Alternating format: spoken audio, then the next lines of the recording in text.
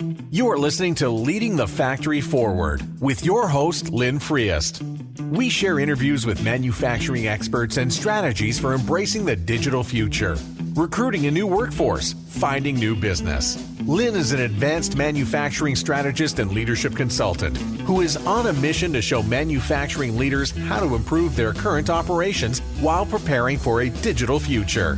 And here's your host, Lynn Friest. Welcome to this episode of Leading the Factory Forward. This is episode 91, and it's about connections, networks, and ecosystems. Again, my goal is to help you create a compelling future for yourself, your teams, and your organizations. I always encourage you to visit my website and download the summary at the bottom of the podcast episode. And you can use that as a tool to capture notes as you explore the ideas in this episode. Or to help you get started on your journey and to stay up to date on new episodes, please download the free worksheet, 3 Steps You Need for a More Productive Workday.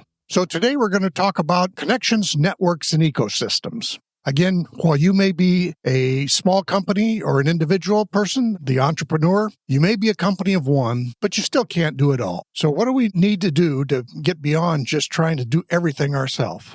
A couple of thoughts come to mind. There's the Kaufman Foundation. They work mainly with entrepreneurs, but they also work with what we would call ecosystems. But one of their key thoughts is innovation thrives in dense networks. So it's one of those things where the more connections you have, the more opportunities there are for you to make a difference and create something new. And then there's an interesting book that just came out by Sullivan and Benjamin Hardy, and it's entitled Who, Not How. And again, this idea is it's not about how do you do everything, but it's about how do you connect with the people who can help you, the partners or the skills you need. But again, focusing not just on what you have to do, but what others can do with you. Now, in terms of these networks and connections and ecosystems, I chose to just kind of categorize them into 5 different areas. And I think of them as teachers. And the second area is peers, people are similar to me or in my stage of business. Then there are partners, the people who have the skills that I don't have or that can work with me on a project. The fourth one then is, of course, customers. You learn a lot from your customers. There's always an important thing that you need to dive into with your customers. And finally, the community. It may be your local community. It may be more of a broad-based community. But again, never forget about the power of community to help you.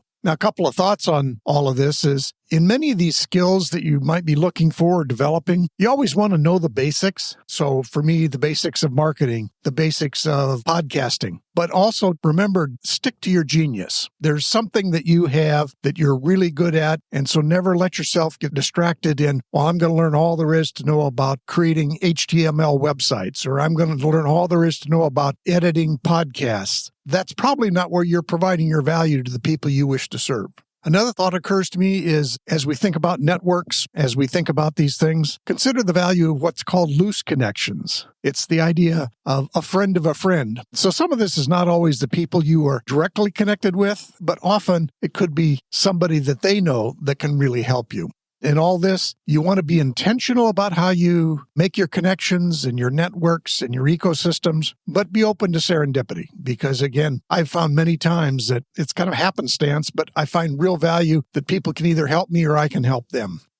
The other thing on this is go into this with a mindset of how I can help. It's not what you can get from people as you talk about being in a network or community. It's how can I help them? And you always want to give value first. Go in with the attitude of how can I provide value to you? I know a good friend of mine, Mike Kim, he said, he always likes to go in with the attitude of who can I introduce you to? So he knows that he doesn't know everything. He knows even the people he is friends with don't know everything. But sometimes he really gets joy and creates value by introducing people who can help each other. So not to make this just theoretical, but to give you some examples of my connections in the categories that I set up. So in my categories, the first one is teachers. So as I started out, I attended courses, I attended conferences because I just needed to know the scope of the skills that were needed for me to create my business of one. And it could have been new skills around blogging or marketing or podcasting or even personal branding. But these were the kinds of things that I really wasn't familiar with in my corporate career.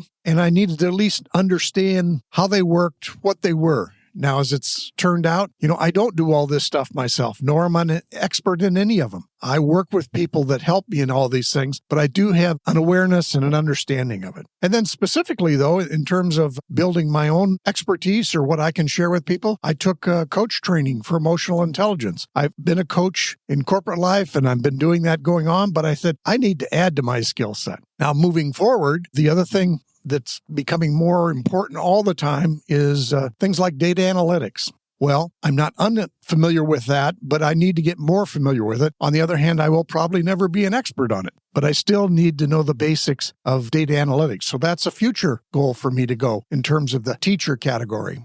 Then it's a peer category. And for me, a lot of this involved around mastermind groups, or you might call them peer groups, but groups of people who were maybe not in the same business I'm in, but are in similar stages of business. So they're trying to set up their brand or different things like that. So, but the peer groups, and I've been in a variety of them, and you'll be in a group for a while and then maybe move to a different group, depending on the needs of you and as well the needs of other people. But learning together is a very powerful way to, again, build your skills as well as help others build theirs. Now, beyond that, and we'll probably have another episode just to talk about masterminds and peer groups. But beyond that, in your local area, so for example, we have an advanced manufacturing sector board in our area that's hosted by a local community college, but it includes people in that advanced manufacturing arena. Those are local areas that you could get involved in, again, that help you with your local or your particular area of expertise. There are also various groups called business roundtables, and they come in different shapes and sizes, but often it's people who are in non-competing areas and yet like to get together to share ideas on how they can improve their business. And then the last piece is, for those of you who have a particular expertise, is professional associations. Again, while we've often been involved in those in our corporate life, I think it's just as important to be involved in professional associations as you get into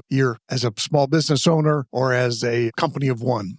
The next category I talk about is partners. So for me, in the manufacturing arena, there's the manufacturing extension partnerships, literally, that are in each state. These people have expertise and they help companies. But again, it's a good way to work with others that can help you and you can help them. I'd also consider looking for entrepreneur networks. As you build your business, these people are building their businesses. This is, again, often local. It could be something like that could just generate common ideas that each of you are facing with respect to building your personal business or your small business. Then there's what I'll call the talent platforms. And again, this is worthy of a whole nother subject because I think that's a big piece of how talent will work moving forward. But places like 99 Designs or Upwork, you can hire these people to do specific tasks. If you need a website updated, if you need a new logo, or if you need somebody to edit your podcast, these are places where you can go. And there's a variety of these available out there.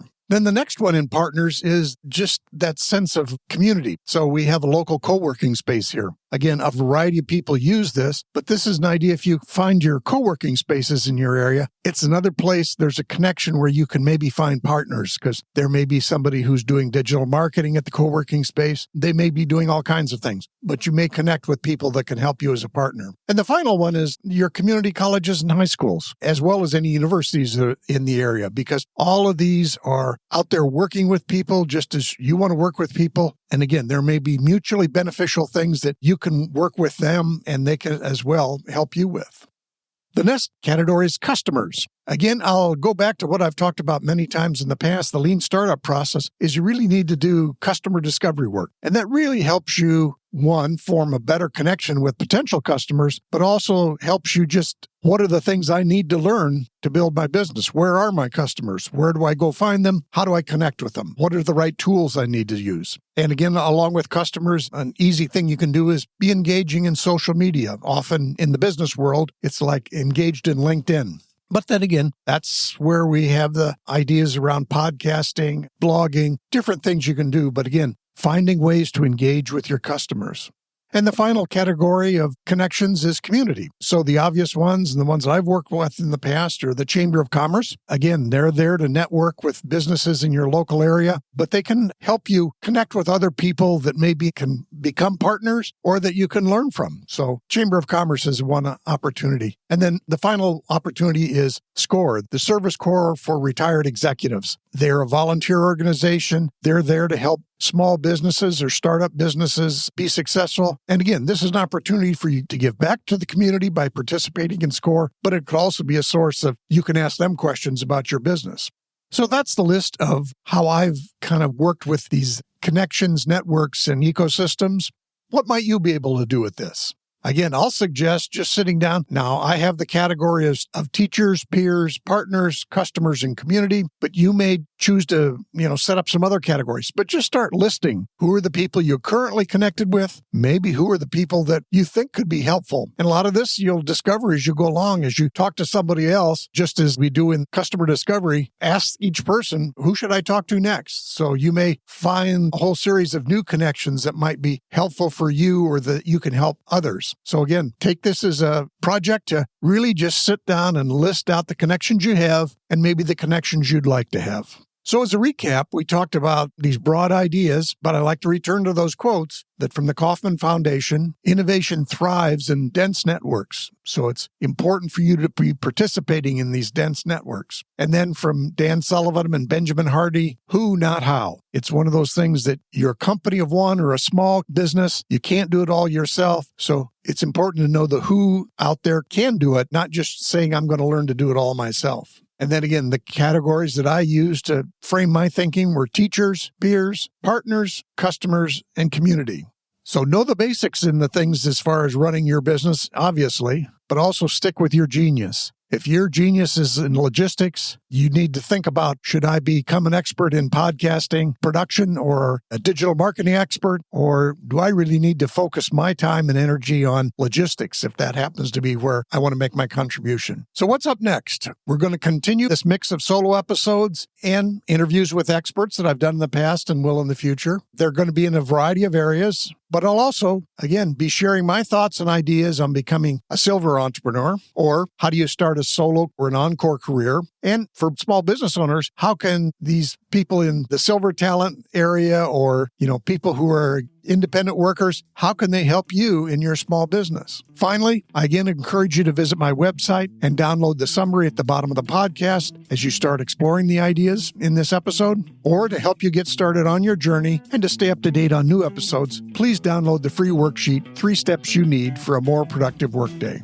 And also, please stay tuned on this podcast to learn more about a free webinar that I'm planning on the 4 questions that will improve your encore career selection. So I'll be talking about how do you prepare to do an encore career, what's the thinking you need to consider, and then how do you actually get started. So thanks for listening.